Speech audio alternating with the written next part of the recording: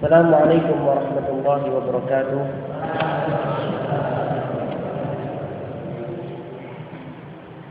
Alhamdulillahi muzzilil ata'i wa musbighil ni'am, wa asyhadu an la ilaha illallah wahdahu la syarika lah, dzul fadli wal ihsani wal judi wal kiram, wa asyhadu anna Muhammadan 'abduhu wa rasuluhu sayyidul arab wal ajam, al-makhsus min rabbih bi jawami'il karim. Allahumma salli wa sallim wa barik alaihi wa ala alihi ahlil makarim wa syiyam wa ala kulli man jaa ba'dahum muqtafiyan atharahum wa qad khala qalbuhu minal ghilli lil mu'minina wa salam.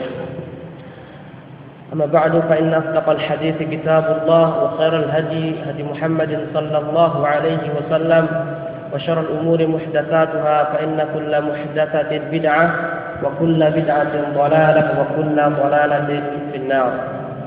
Ikhwati fillah, jazakallahu wa iyyakum. Alhamdulillah, pada pertemuan malam hari ini atau sore kita dikumpulkan Allah Subhanahu wa taala dalam majlis ilmu.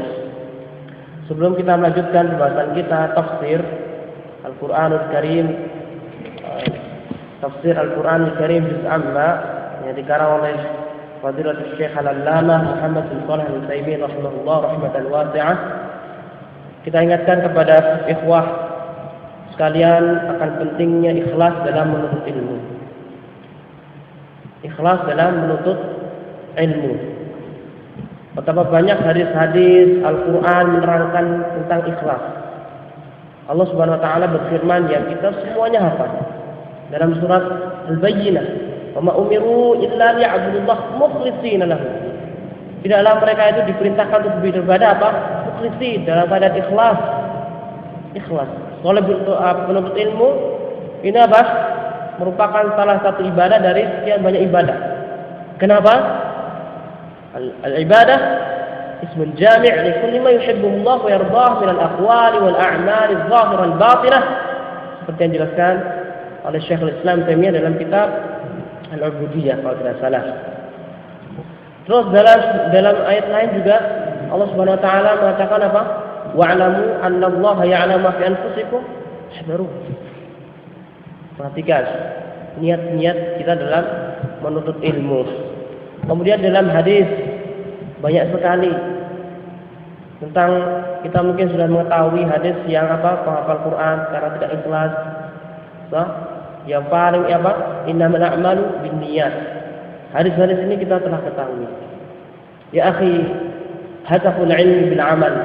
Fa'in ajaba wa illa irtahal. Ilmu itu menuntut apa? Amal. Kalau tidak diamalkan, itu apa? Akan hilang, akan kabur.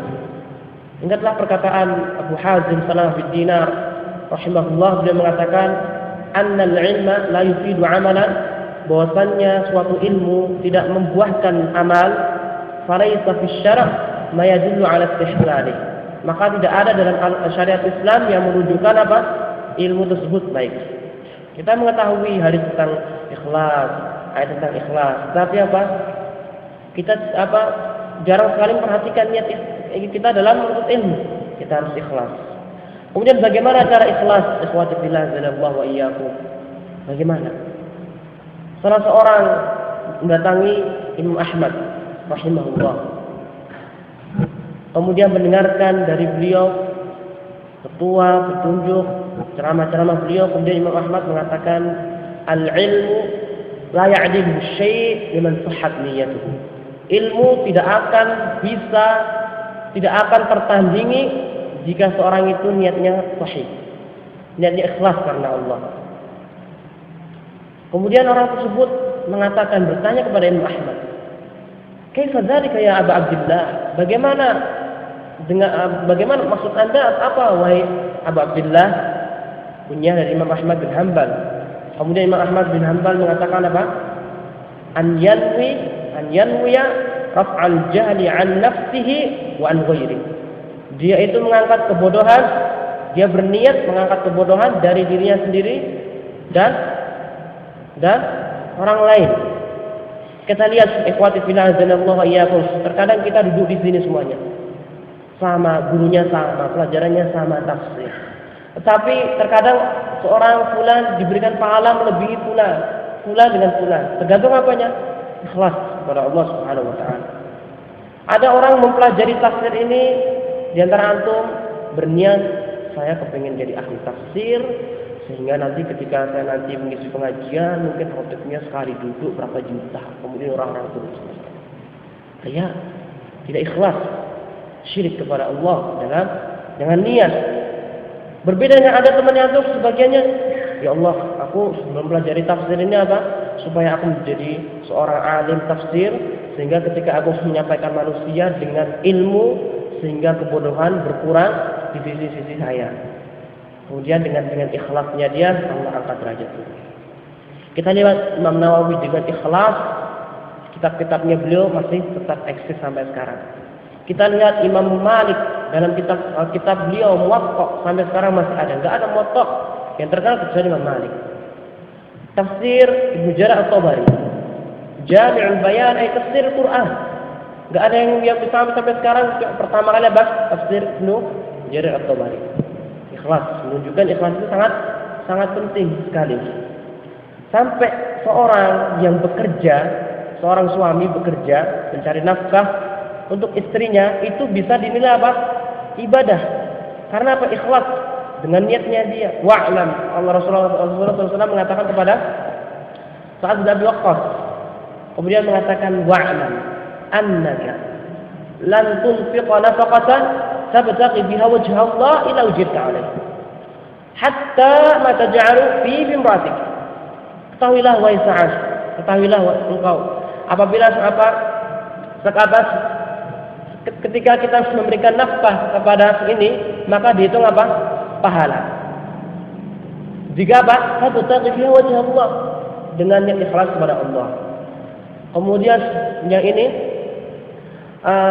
sampai kalau kamu bekerja kemudian memberikan makan suapan masuk ke dalam mulut istrinya kamu itu dihitung apa? Ibadah, ikhlas, masya Allah. Dan khusus juga hadis-hadis yang melarang kita dalam apa? Riya dalam talab ilmi.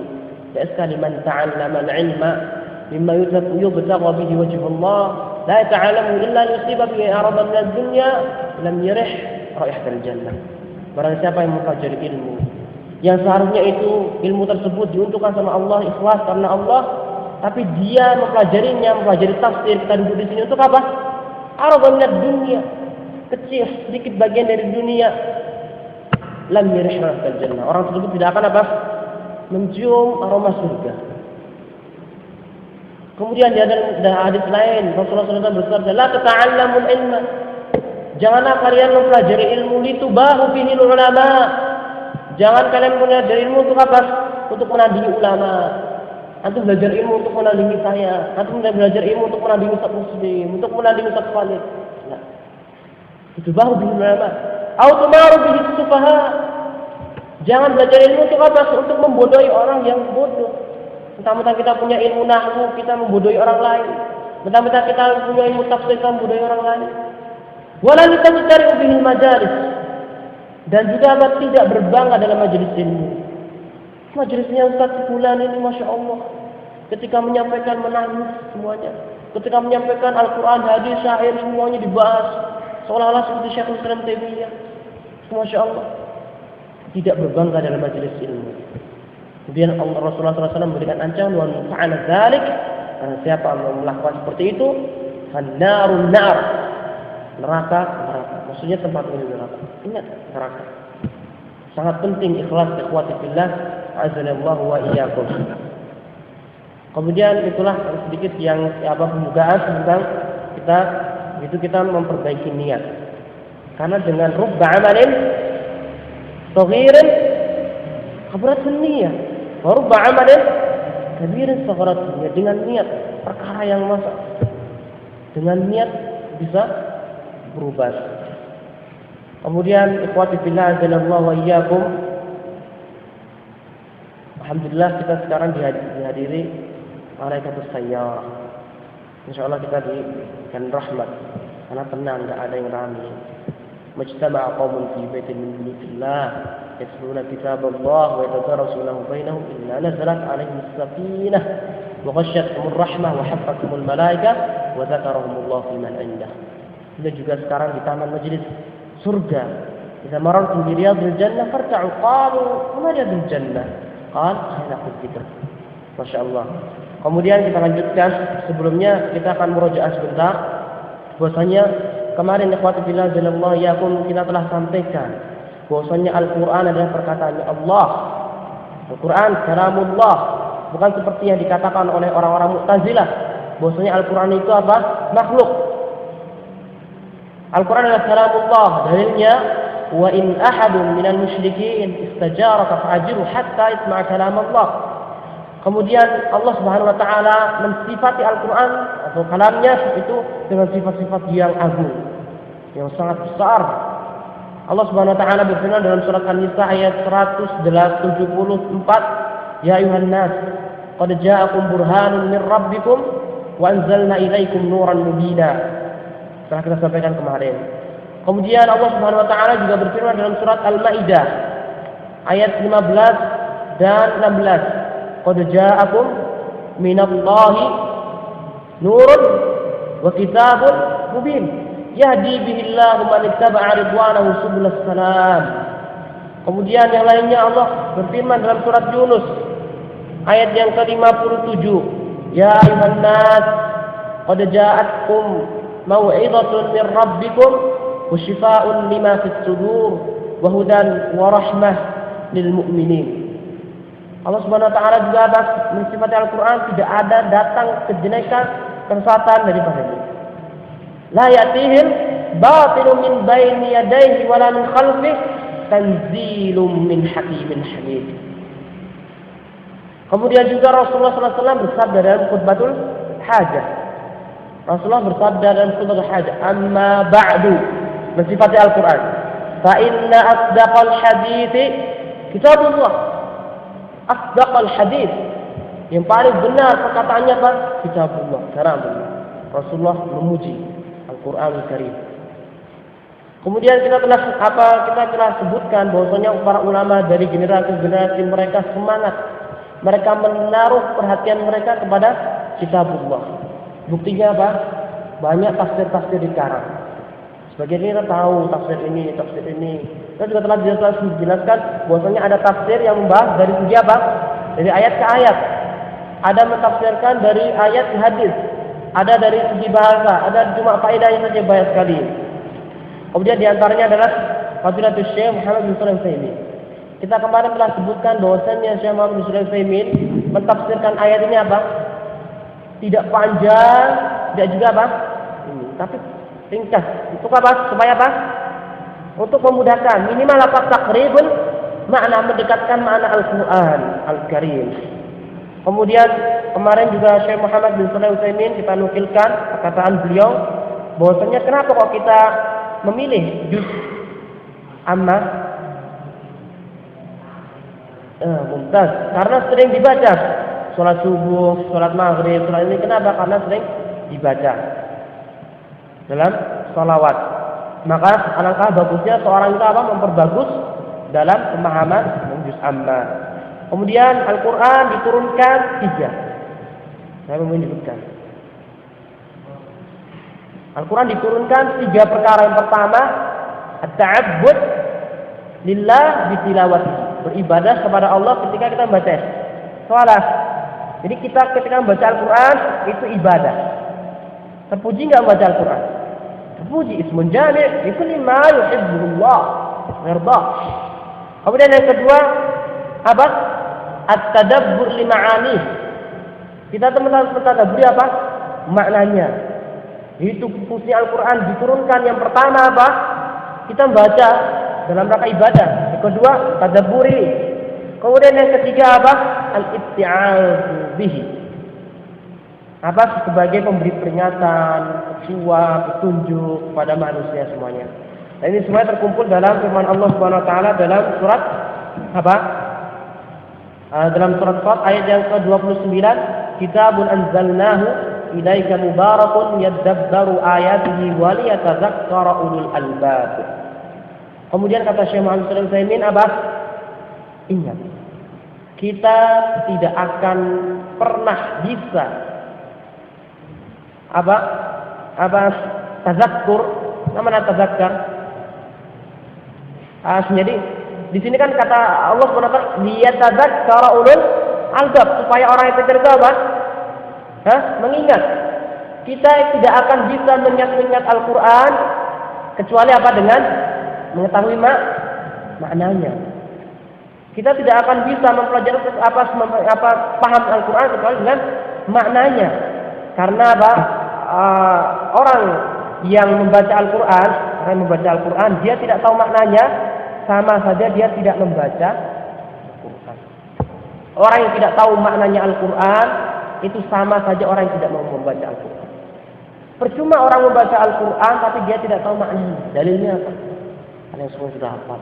Dan surat Al-Baqarah, wa minhum ummiyuna la ya'lamuna al-kitaba illa amani, ayani illa al-qira'ah faqat. Mereka itu enggak tahu Al-Quran kecuali cuma membaca. Kemudian beliau juga sebaiknya selainnya seorang muslim bersungguh-sungguh mengetahui makna-makna Al-Quran sehingga dia mengikuti para salafus saleh. Kita diperintahkan mengikuti salafus saleh. Dalilnya apa? Ya akhi, salafus saleh khairun nas qarni, tsumma ladina. Sudah dapat rekomendasi dari Rasulullah. Kita harus mengikuti. Kemudian juga was-sabiqun al-awwalun minal muhajirin wal ansar wal ladzina tabauhum bi ihsan. Ini dalil yang menunjukkan apa? Kita diperintahkan apa? Mengikuti salafus saleh. Kemudian kalau kita tidak mengikuti para salafus saleh, apa? Wa man yushaqiqir rasul min ba'di ma tabayyana lahu al-huda wa yattabi' ghayra sabilil mu'minin wallihi ma tawalla wa nuslihi jahannam wa sa'at masira. Kemudian kita akan lanjutkan sedikit beliau sebelum memulai mentafsirkan surat An-Naba, beliau mentafsirkan Al-Fatihah. Ya akhi, Al-Fatihah. Kalau seandainya kita tanya kepada talibul ilmi, apakah kalian paham makna Al-Fatihah sebenarnya? Tidak paham. Kita tanya orang awam, kamu paham nggak arti apa Al-Fatihah? Terus apa bedanya? Bedanya apa ya akhi? Bedanya apa? Maka dari itu kita butuh memahami Al-Fatihah. Dan Al-Fatihah ini, Masya Allah. Kita baca. Bismillahirrahmanirrahim. Beliau mengatakan, qala al-muallif rahimahullah, suratul Fatihah summiyat bidzalik. Surat Al-Fatihah dinamakan dengan Al-Fatihah. Dari kata apa? Fatihah. Al-Fatihah. Kenapa disebutkan dinamakan Al-Fatihah? Li'annahu iftataha bihal Qur'anul Karim. Karena Al-Qur'anul Karim dimulai dengan Al-Fatihah. Bukannya An-Nas pertamanya, tapi apa? Al-Fatihah. Awalnya Al-Fatihah. Allah mulai dengan Al-Fatihah baru bentuk surah Al-Baqarah. Maka disebut dengan Al-Fatihah. Waqad qil. Dan ada yang mengatakan innaha awwal suratin nazalat kamilah. Al-Fatihah itu apa? Surat yang pertama Allah turunkan sekarang sempurna, 7 ayat. 7 ayat. Kemudian beliau mengatakan hadhihi surah qala ulama, surat Al-Fatihah para ulama mengatakan innaha tashtamilu ala mujmal ma'anil Qur'an. Sesungguhnya Al-Fatihah itu mencakup perkara-perkara global yang terdapat dalam Al-Qur'anul Karim. Fit tauhid, dalam tauhid. Kita semua hafal Al-Fatihah. Lafaz manakah Al-Quran itu mengandung tauhid? Mumtaz. Iyyaka na'bud wa iyyaka nasta'in. Al-ibadah. Kemudian apa? Yang berikutnya wal ahkam, tentang hukum. Siapa yang tahu?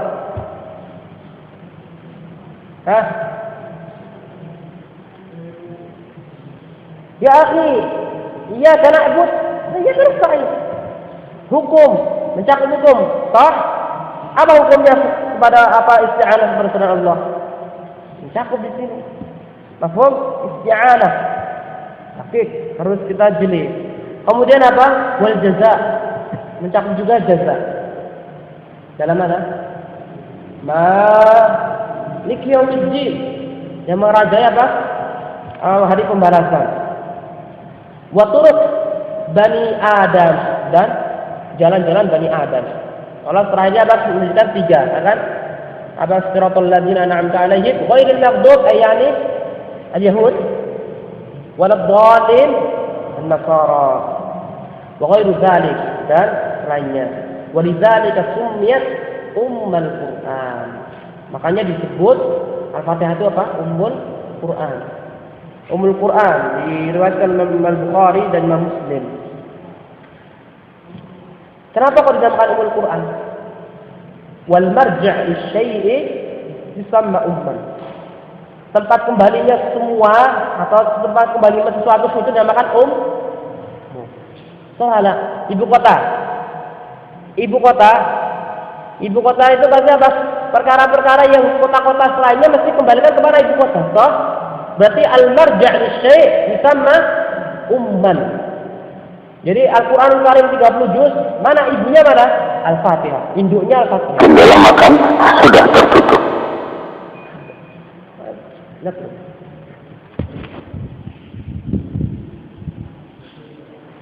Baik, kemudian apa? Kemudian ibu kota tadi ya. Kemudian Ummul Khaba'ith al-khamr. Ada sekali. Ummul Khaba'ith, ibunya keburukan-keburukan kejelekan apa? Khamr. Jadi apa al-marja' syai' dinamakan apa? Kata-kata dalam sorof fa'alu atau fa'ala yafilu fa'lan fa'il maf'ulun, namakan apa? Masdar, dinamakan apa? Tempat semuanya kembali itu apa? Itu perkataan para ulama. Kemudian beliau melanjutkan wahai surat Al-Fatihah ini laha mumayyazat tatamayyazu biha an ghairiha. Al-Fatihah ini apa? Memiliki keutamaan yang berbeda dengan selainnya. Al-Fatihah lebih mempunyai keutamaan yang tidak dimiliki Al-Baqarah. Al-Fatihah memiliki keutamaan yang tidak dimiliki Al-Kafirun. Jadi Al-Fatihah memiliki keutamaan. Apa keutamaannya? Nah, minha annaha ruknun fis shalawat. Yaitu Al-Fatihah itu apa? Sebagai salah satu rukun dari rukun-rukun salat. Allati hiya afdalu arkanil Islam. Yaitu salat itu apa? Termasuk apa? Rukun-rukun yang mulia setelah syahadatain. Kita apa? Salat tadi man lam yaqra bi Fatihatil Kitab. Ya akhi, salat itu rukun iman rukun Islam yang kedua. Rukun di antara rukun salat apa? Al-Fatihah. Berarti Al-Fatihah itu agung. Maksudnya bisa dipahami dari sisi pendalilannya. Kemudian Al-Fatihah, salat liman lam yaqra bi Fatihatil Kitab. Maka tidak ada salat bagi orang yang tidak membaca Al-Fatihah. Tentunya ini perselisihan ulama ikhwati fillah jalla wa iyyakum. Mereka semuanya bersepakat bahwasanya kalau salat sirriyah, salat yang sir, yang imam tidak membaca, semuanya bersepakat bahwa wajib baca Al-Fatihah. Ketika salat maghrib rakaat ketiga kita baca Al-Fatihah. Ketika salat isya rakaat ketiga keempat kita baca Al-Fatihah. Salat zuhur 4 rakaat kita baca Al-Fatihah. Salat asar 4 rakaat kita baca Al-Fatihah. Terus bagaimana dengan jahriyah? Ketika imam Allahu Akbar, kemudian baca Alhamdulillahirabbil alamin, Arrahmanir Rahim dan seterusnya. Apakah makmum juga wajib baca Al-Fatihah? Di sini khilaf antara para ulama. Syekh Albani rahimahullah beliau menjelaskan dalam kitab Sifat Salat Nabi, minat takbir ila taslim ka'annaka taraha, rahimahullah, bahwasanya apa? Ketika ini maka makmum tidak diwajibkan membaca Al-Fatihah, mendengarkan imam. Paham? Dalilnya apa? Qiraatul imam, qiraatul makmum. Bacaan imam itu mencakup bacaan makmum. Kemudian bagaimana dengan Syekh Abdul Aziz bin Baz, ulama-ulama Saudi, Syekh Muhammad Al-Utsaimin? Mereka semuanya berpendapat apa? Tetap membaca Al-Fatihah walaupun imam apa? Salat jahriyah. Ya, dalil ini umum sah. Qiraatul imam qiraatul umum. Tapi ada dalil yang khusus. Apabila ada dalil umum, datang padanya dalil khusus, maka kita bawa yang khusus. La sholata liman lam yaqra' bi Fatihatil Kitab. Mana dalil umumnya? Wa idza quri'al Qur'an fastami'u lahu wa ansitu la'allakum turhamun.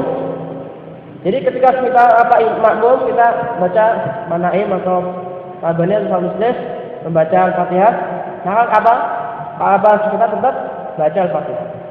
Dalilnya tadi apabila dibaca Al-Qur'an kita dengar fa'ansitu, dengarkan. Kemudian ada dalil yang khusus kali ini. Jadi kita baca. Wallahu a'lam yang rajih, wallahu a'lam apa? Kita tetap membaca Al-Fatihah.